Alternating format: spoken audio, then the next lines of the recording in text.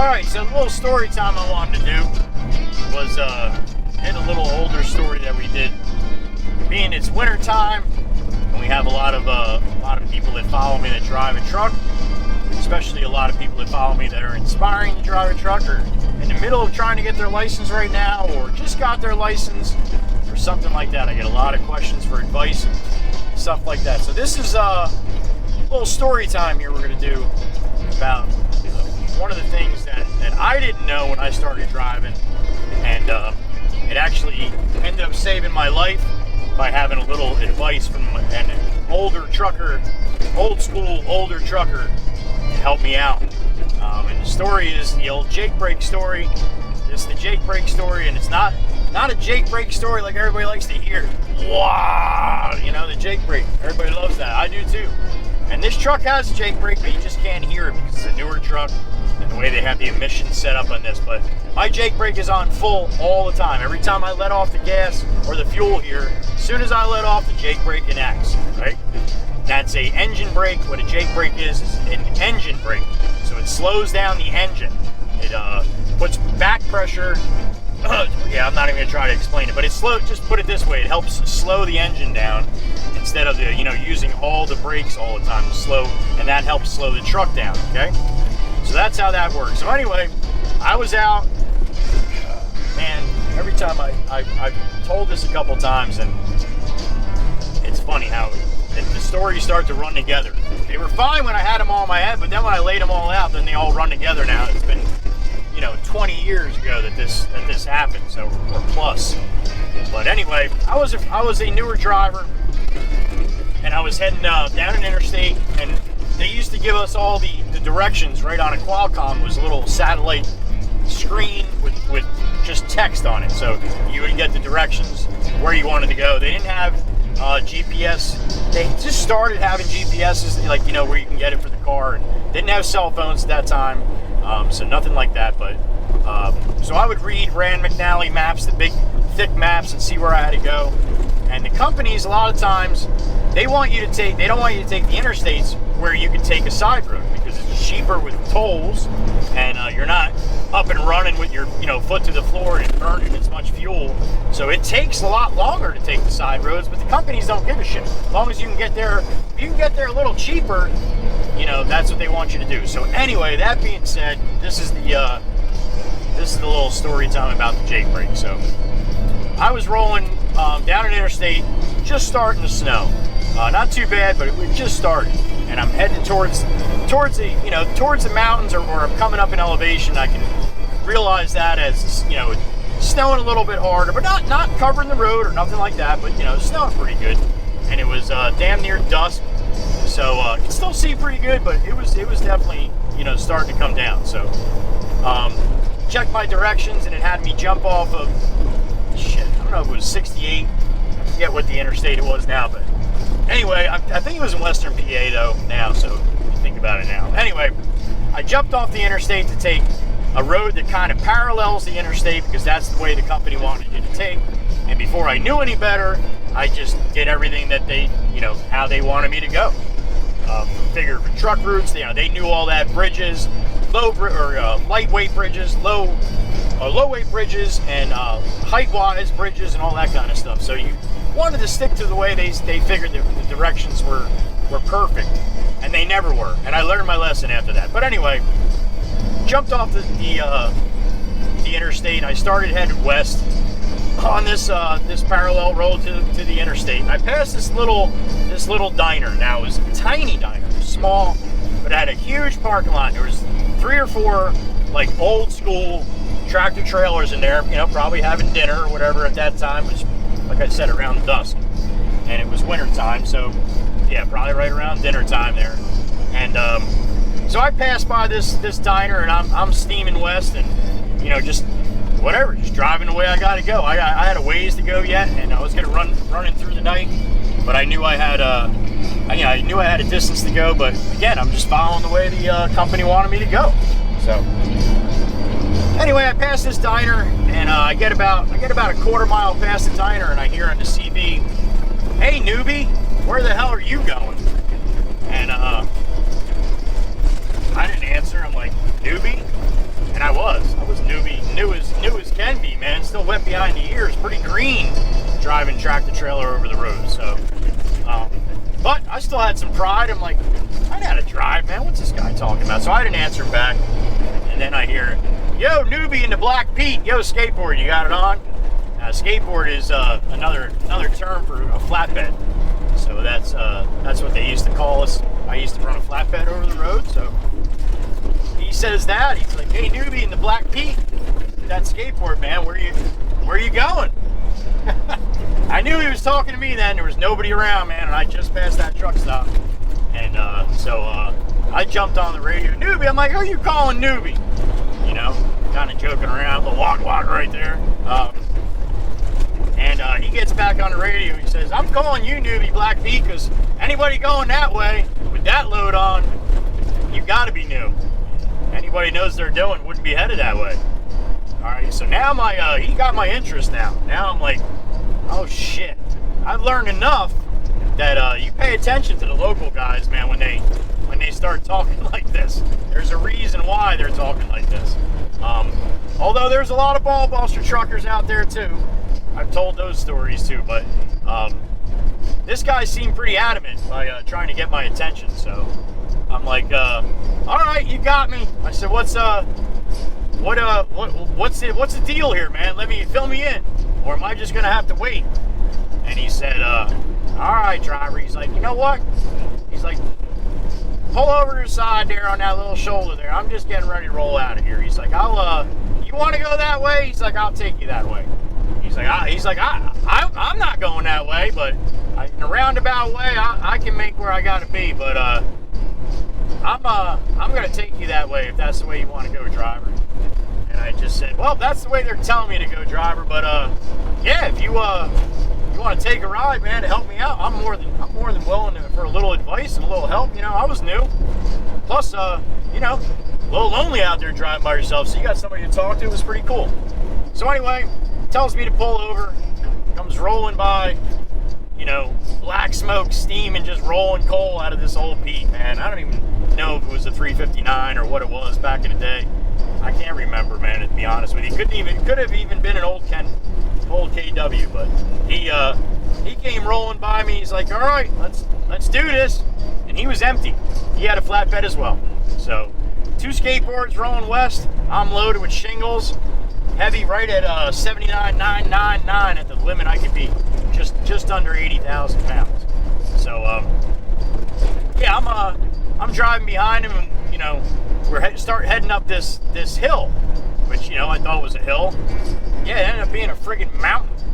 So we're heading up. Get about 3/4 of the way up, man, and now it's snowing. Now it's snowing pretty hard, right? So I'm like, I don't have chains. I didn't have chains in that truck, and you know, didn't think I needed them for where I was running up to that point. But you know, wasn't in the mountains of Colorado. Wasn't out in some of the other crazy mountain ranges we got. But PA's got some mountains too.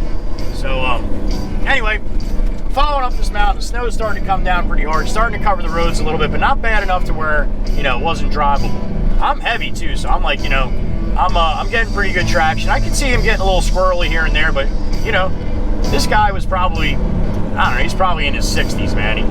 He looks like he's been out there a few times, and being local to that area, probably knows it even better than that. So anyway, we're coming up the hill, and he's like, all right, you know, it's gonna get a little dicey here towards the top. He's like, but I'm more worried about you on the way down, so let's get over this ridge, get up to the top here, and you know, do a quick brake check everything out, make sure everything's cool. So we pulled over quick, checked our trucks out. I didn't even say a word to him. He walked around his, I walked around mine, make sure everything looked good. There wasn't any problems, any flat tires, nothing like that, any bullshit coming down the other side of the hill. So that was, we did that. Made sure my air was up with the brakes and all that kind of stuff. And yeah, I'm like, yeah, I know what I'm doing, man. Just a little snow cover, but no problem coming down the other side here. I was pretty confident, but still had this little, like a little ace in the hole, being I had this guy with me, right? So anyway, we start coming down the other side of the hill. Now it's totally snow covered. Probably about, I don't know, 6 inches maybe. Not a lot, but enough, you know, enough on the road that it was packing underneath the tires and everything else. So we start coming down the hill, and we're going slow, we're going nice and easy. And probably about every 45 seconds, I'd hear on the radio, "How you doing?" I'm like, "Good, man, good. I'm doing good, you know, keeping a good distance on him." And yep, coming around this bend, he's like, "Another bend coming up here." He's like, "Then it's a little bit of a decline here." I'm like, "A little bit of a decline? What the F are we on right now?" And he giggled.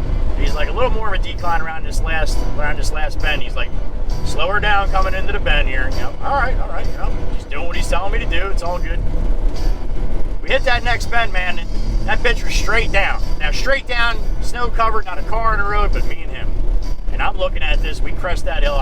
We make that bend and start crest that hill and come down. I'm like, wow, this is straight down. And all of a sudden, right in the palm or right in the center of your gut, you can feel how heavy that truck is, right? It's transfer from the tires right to your gut that quick. So anyway, we're coming down the hill, and another one. You all right? Yep. You all right? Yep. We got about halfway down now, and it's pitch black, man, besides the white of the snow off the headlights. And it's snowing pretty hard now, which makes it a little harder to see, but I can see the road no problem, and I can see him in front of me, but he comes back to me again. He's like, "How you doing?" Oh, right before that, "How you doing?" I hear the engine stall. It sounded like it stalled, and I'm like, I got no motor. I think I stalled here. I got no motor, man. I'm quiet here. I'm really quiet. Something's not right. And with this calm and gentle voice, he just says, "Shut your jake brake off, driver."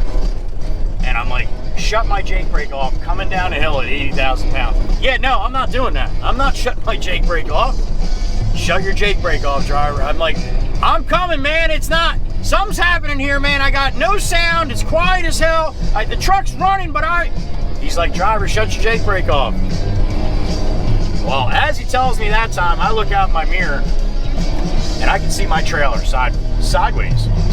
Totally see. Now I'm running a flatbed tractor trailer, guys. I can see the whole side of I can see all the shingles. I am totally jackknife, damn near 90 degrees, coming down right behind this guy. And what happens was the jake brake, being the jake brake was on, it's an engine brake, being that it was slippery out, it locked the tires up. It locked the engine up, slowed the engine down, but it also locked the tires up because it slows the truck down. So it locked the wheels up on the tractor, right? Not on the trailer. The trailer's not connected to the engine of the tractor. The trailer wheels are just back there by themselves, man, all free willy-nilly. So yeah, we're coming down. I can see that, and he's telling me to let off your jake brake, and I didn't want to, but as soon as I saw that trailer like that, boom, I reached down and hit the jake brake, right? And then I hear all of a sudden, whoa, motor go right back up again. Wow. I'm like, all right, cool. I'm like, my trailer is coming around me. I said, it's gonna pass me.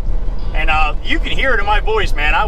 It was crackling and creakling and all that kind of stuff, man. I was scared. It's like, driver, it's like, grab that trolley brake, driver. Ease on your trolley brake. Ease on your trolley brake. Ease on your trolley brake. He must have said it 15 times in a row. Knowing that I'm losing my shit back here, knowing that he's about to scrape me off of some tree if I don't do what he's telling me to do. I grab that trolley brake, and the trolley brake is a brake for your trailer, okay? The little lever we got in the trucks, I got one in here also for my trailer too, and what it does is it pushes air to the trailer to apply the brakes in the trailer, but not the tractor, okay? Never even knew what the damn thing was really used for. Fresh learning how to drive over the road, tractor trailer. So anyway, yep. I go up and I grab that trolley brake. Easy, nice and easy. Start pulling down on that trolley brake. As I'm pulling down on the trolley brake, I watch the trailer walk right back behind the tractor. Exactly where it's supposed to be. So what he did was told me to shut the jake brake off. This way my tractor wheels would start turning again. Told me to grab the trolley brake to slow my trailer down, which brought it back behind the tractor, okay? Just like when you're in a car and they tell you don't use cruise control when it's raining, because the cruise control is giving, you know, drive to the wheels, giving power to the wheels. Well, if you hydroplane, all of a sudden that power to the wheels just goes whoop, because doesn't have traction anymore, right?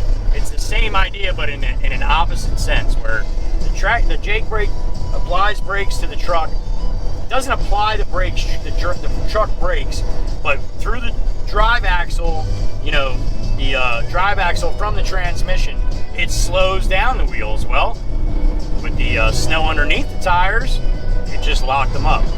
So now the tractor's starting to slow down, but 30,000 pounds on that trailer is still going and not slowing down. So that's what happened. We got to the bottom of that hill. I mean, I was in tears. I'm telling you, I was in tears. I saw my boys, I saw my wife at that time. Everybody flashed before my eyes. I could have died on that mountain that day. If this man did not help me out, did not decide to see a newbie going the wrong friggin' way and knew what I was gonna go through, he would have been reading about me in the paper. So real quick, I'm gonna go in and get a sandwich here. But got down to the bottom of the mountain, he pulled out and he pulled over. I asked him to pull over. I'm like, I gotta come up and give you a hug or something, man. And he's like, no need for that, driver, but I got him to pull over. He pulled over, and I walked up to him. I had a $50 bill. It's the only cash I had on me. I jumped up on his steps, I handed him the $50 bill, and he just laughed at me. He took the $50 bill, crumpled it up, and he threw it out the window far enough away from me that I couldn't see it. So then he drove away. When I went to go grab the $50 bill to give it back to him, he drove away. And as he's driving away, he's telling me, pay it forward, driver, pay it forward. And remember, let off that Jake brake in the snow. And that was it. I walked back to my truck in tears. I wanted to buy that guy dinner. I wanted to do something for that man. And he didn't even give me the opportunity to do that. But he gave me the opportunity to live another day. So that's the Jake brake story. I'm gonna hop out and say hi to Larry here. Larry's here at the Gourmet. As you guys can see, I'm gonna get myself a sandwich. I'll be right back. Hang tight. What's up, Larry?